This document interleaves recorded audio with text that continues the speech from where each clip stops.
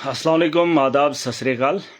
हाँ, तो मैं बात कर रहा था 9 महीने बीत जाते हैं, सरकार बनी थी, लोगों ने मैंडेट दिया, असेंबली का सेशन शुरू हुआ, उसका हिस्सा मैं रहा।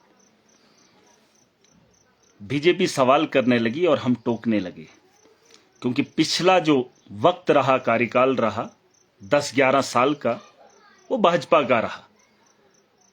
लोगों ने उम्मीदें दिखाई जम्मू कश्मीर के अंदर सरकार बनेगी तो वो सरकार आवाम का अजाला करेगी।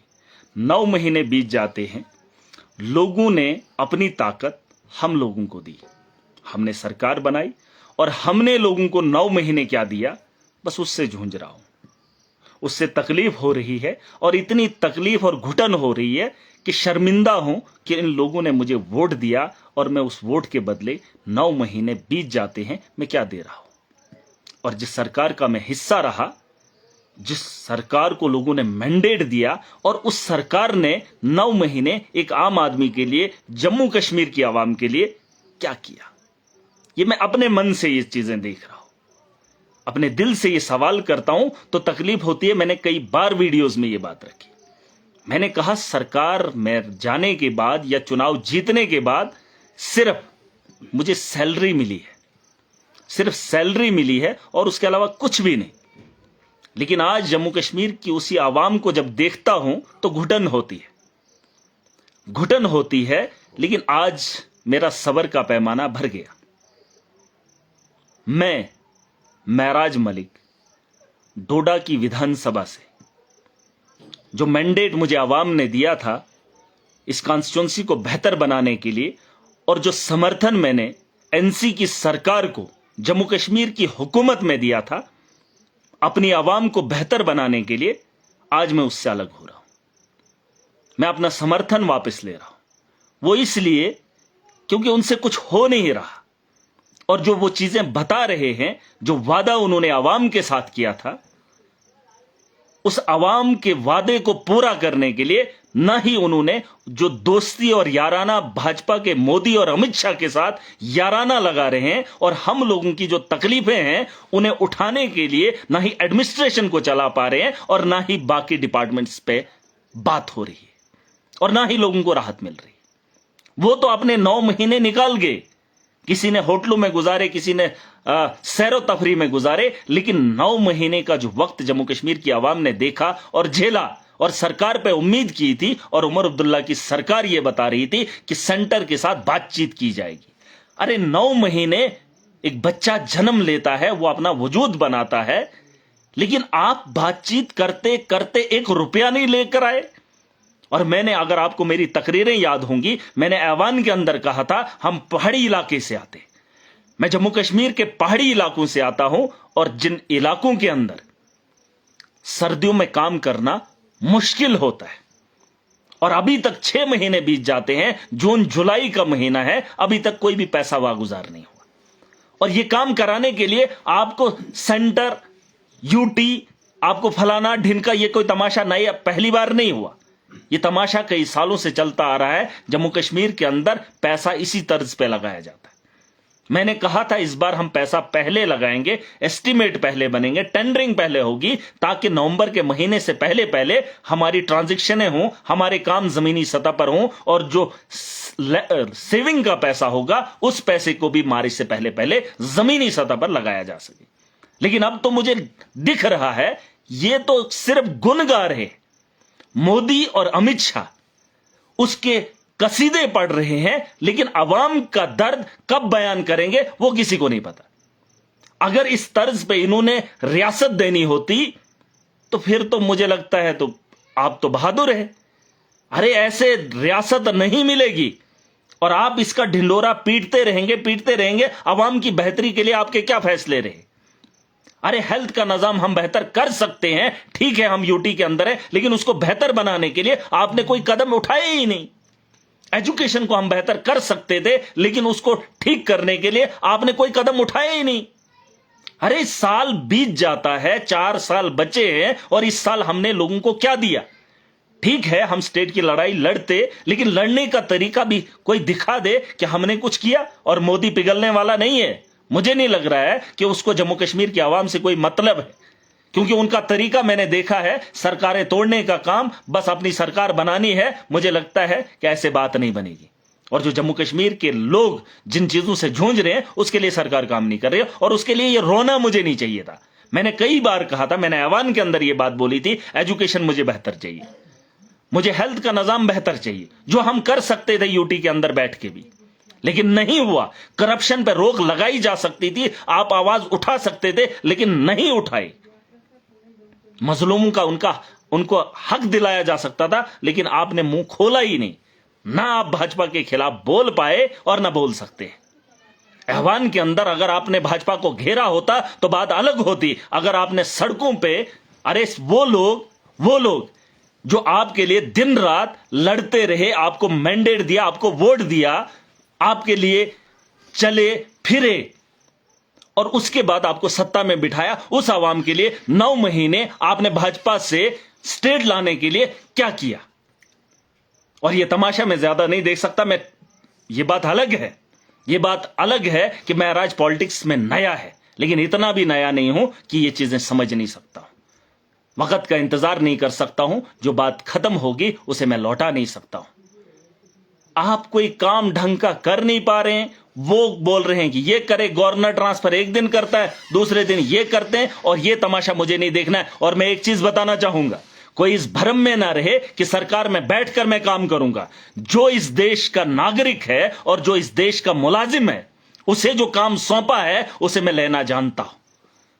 और मुझे उम्मीद सरकार से कुछ अलग थी, लेकिन जो मेरी कॉन्स्टिट्यूंसी के अंदर मुलाजिम है उसको बनाया गया है। अगर सरकार नहीं है, अगर भाजपा काम नहीं करना चाहती है, मेरे लोग और महराज अपनी कॉन्स्टिट्यूंसी के अंदर काम करना जानता है, और काम का तरीका भी जानता है, और करवाने का भी। इस भरम में कोई मत रहना। किसी को लग रहा होगा ये ऐसा है वैसा है, मैंने सरकार का तमाशा देखा। मैंने ऐवान के अंदर भाजपा से सवाल उठाए थे, लेकिन 9 महीने बीत जाने के बाद जो उम्मीदें लोगों ने दिखाई थी वो मुझे नहीं दिखा। अब सवाल उमर अब्दुल्ला से होंगे कि आप चीफ मिनिस्टर बने तो तुमने क्या किया? मैंने कहा था सड़कों पे चलेंगे, लेकिन नहीं आए। आपने कौन सा काम किया 9 महीने के अंदर? मुझे एक आदमी बता दे, एक काम मुझे बता दे। अरे ये काम नहीं है। आपने कहा बस सर्विस, बसें हैं ही नहीं। आपने महिलाओं के लिए फ्री बस सर्विस, कहां है बसें तो है नहीं। अरे जो पहले आरटीसी चलती थी वो भी उड़ा ली, और आपने कहा महिलाओं के लिए बस सर्विस फ्री, है ही नहीं। इतने रूट है मेरी कॉन्स्टिट्यूंसी के अंदर, 15-20 रूट है। अरे एक इलाके में दे दूं, दूसरे इलाके के लोग परेशान, और आपने ऐलान कर दिया हमने महिलाओं को फ्री सर्विस दे दी। वो कौन सी सर्विस है जहां रोड पे गाड़ी ही नहीं चल रही है? ये चीजें हम नहीं मानेंगे, और इस तरीके से आप जम्मू कश्मीर की आवाम के साथ खिलवाड़ नहीं कर सकते थे। मैं सब्र इसलिए कर रहा था, सोच रहा था कि कल कुछ अच्छा होगा। अगर आज नहीं हुआ कल होगा, कल नहीं होगा परसों होगा, लेकिन यहां तो तरसों बरसों बीत जाएंगे, लेकिन बदलने वाला कुछ नहीं। ये लोग अपना घर बना रहे, भाजपा के लोग जम्मू कश्मीर के अंदर अपना घर बना रहे, वो लोग अपना घर बचा रहे हैं, लोग भाड़ में जाएं। अरे मैंने लोगों से उम्मीदें दिखाई है, मैंने उनके जज्बात को देखा है, मैंने उनके मुस्तकबिल की बात उनके आंखों में आंखें डालकर की है। मैं उनसे मुंह नहीं फेर सकता, मैं उनसे आंखें नहीं मोड़ सकता। और जिस सरकार पे भरोसा जम्मू कश्मीर को है, मुझे नहीं लगता ये चलने वाले, और ये आवाम के लिए लड़ने वाले। सत्ता का नशा है, सत्ता में बैठ जाइए, मुझे आपसे कोई भी उम्मीद नहीं। मैं जिस कॉन्स्टिट्यूंसी को रिप्रेजेंट करता हूं, मैं उस कॉन्स्टिट्यूंसी के अंदर काम करना भी जानता हूं। अवाम का चुना हुआ हूं, अवाम की बेहतरी के लिए करूंगा। और जिस मुल्क के आईन के अंदर मैंने चुनाव लड़ा है, उस मुल्क के आईन को भी अच्छे से जानता हूं और अच्छे से मानता भी। ये बात भी सुन लेना। और जिन लोगों को मेरी इस बातों से कोई कुछ अलग अलग लोग विचार रखते होंगे, लेकिन मेरा फैसला मेरी आवाम के लिए है। मैं किसी का दलाल न बना हूं और न बनूंगा। हम दलगी न किए हैं और न करेंगे। और ये जो लोग, कुछ लोग सोच रहे होंगे ऐसा है वैसा है, बात साफ है। लोगों के साथ मैंने वादा किया है, उनके वादे को पूरा होते हुए मैंने 9 महीने कुछ भी नहीं देखा। और मैं अब इतना ज्यादा ये बोल नहीं सकता हूं, इनके झूठे दिलासे दिला नहीं सकता हूं। ये लोग मुझे नहीं लगता काम करने वाले हैं। ये मोदी और अमित शाह के साथ बैठने वाले, फिर बातें करने वाले, फिर ये प्यार से स्टेट देने वाले हैं। ऐसी बात नहीं है। बीजेपी से अगर स्टेट वापस लानी है तो छीननी पड़ेगी, और अगर छीननी है उसके लिए आपको खड़ा होना पड़ेगा। और अगर एनसी के लोग इस भ्रम में हैं कि इन्होंने वादा किया था कि चुनाव के बाद जम्मू कश्मीर के अंदर हम स्टेट वापस करेंगे जम्मू कश्मीर के लोगों के लिए। नहीं, आप सुप्रीम कोर्ट में लड़ रहे हो। हमने भी दिल्ली के अंदर, यूटी के अंदर काम किया। हमने दिल्ली के अंदर बेहतर स्कूल बनाए, बेहतर हॉस्टल बनाए, हमने वहां पर बिजली सबको फ्री दी, हमने वहां पर पानी सबको फ्री दिया। आपने क्या किया? अरे अस्पतालों का हुलिया नहीं बदल पाए, अस्पतालों के अंदर इलाज नहीं हो पा रहा है, और जो डॉक्टर्स हैं वो काम ही नहीं करते, डॉक्टर्स की भर्ती नहीं कर पा रहे हैं, टीचर्स की वहां पर तैनाती आप नहीं कर पा रहे। यहां तो कुछ हुआ ही नहीं 9 महीने। ये 9 महीने कौन लौटाएगा इन लोगों को? और तुमने उसके लिए क्या किया? तुमने कभी तो सड़कों पे कभी कोशिश नहीं की, कभी तो ऊंची आवाज में इनसे मांग भी नहीं की। अरे ताकत से लेना पड़ेगा, और उसके लिए ताकत आवाम ने दी है। जिस आवाम ने आपको वोट दिया था, ताकत आपके हवाले की है, और 9 महीने उस ताकत का इस्तेमाल आपने नहीं किया। आज महराज मलिक, डोडा की विधानसभा से जीता हुआ विधायक, एमएलए, मैं अपना समर्थन एनसी से वापस ले रहा हूं, और मैं अपनी कॉन्स्टिट्यूंसी के अंदर बेहतर काम कैसे करना है वो मैं जानता हूं, और उसके लिए मैंने आप लोगों को बता दिया। मैं इस देश के आईन को जानता हूं, मैं मानता हूं, और जिस आदमी को मेरी कॉन्स्टिट्यूंसी की जिम्मेदारी दी है और उससे काम कराना भी जानता हूं। क्योंकि यह जरूरी नहीं है कि मैं किसी सरकार का हिस्सा हूं फिर जाके काम हो ना। जो यहां पे जिम्मेदारी है, सरकार अगर नहीं है, एडमिनिस्ट्रेशन अगर नहीं है, अवाम और महराज मिलकर इस सिस्टम को बदलेंगे पूरी ताकत के साथ। जो ताकत भाजपा के सामने दिखानी थी, जो मोदी और अमित शाह के सामने दिखानी थी, वहां एनसी फेल। महराज मलिक वो शख्स है, जब न्योता एलजी का आया था, शाम के खाने पे बुलाया था, 99 लोग गए थे, एक महराज उसके खाने के न्योते को कबूला नहीं था। उस दिन मैं छोड़ने वाला था, लेकिन मुझे फिर भी तकलीफ थी। मैंने सोचा था कि कल बेहतर हो जाएगा, लेकिन वो कल मैंने नहीं देखा। और इसलिए मैं बता रहा हूं, मैं एनसी से समर्थन वापस ले रहा हूं, और अपनी जंग उसी तर्ज पे रखेंगे जिस तर्ज से हम आगे लड़े, और जीतेंगे भी। और मैं हर नौजवान को बताना चाहता हूं, ये वो सियासत नहीं है जिसे तुमने देखा है, ये वो सियासत है जिसकी जरूरत आने वाली नस्लों को है, और ये वो बेड़ा है जिसे उठाना हर आदमी की जिम्मेदारी है। आप इस पे मत रखिए कि महराज है, उमर अब्दुल्ला है, फलाना है। नहीं, हर आदमी को जिम्मेदार बनना पड़ेगा। जिस तरीके से आप अपने घर की जिम्मेदारी उठाते हो, उसी तर्ज पे कुछ वक्त के लिए आपको इस स्टेट के बारे में या जम्मू कश्मीर के बारे में इसकी बेहतरी के लिए खड़ा होना पड़ेगा। और यह बदलाव ऐसे नहीं आएगा, ये लोग इनके खिलाफ बोल नहीं सकते हैं, और भाजपा स्टेट ऐसे वापस देने वाली नहीं है। और ये जिस तरीके से मांग रहे, उससे बात नहीं बनेगी। मैंने देख लिया, सब देख लिया। अरे मैं इतना ज़हीन हूं, इतना तेज हूं, 9 महीने क्या, मैं पहले ही कुछ महीनों में जानता था। लेकिन उस वक्त बात अलग होती, लेकिन इस वक्त बात अलग है। बहुत हो गया, बहुत तमाशा हो गया। 6 महीने बीत गया, अभी एक पैसा नहीं ले पाए हैं। अरे जो हमारा पैसा है वो भी अभी नहीं पता, है। और हम कॉन्स्टिट्यूंसी के एमएलए हैं, क्या एमएलए हैं? हम सरकार में बैठे हैं, क्या सरकार? अरे काम कौन सा कर रहे हो? कोई आम आदमी से पूछो, आम आदमी भी कहेगा कि कुछ भी नहीं हुआ।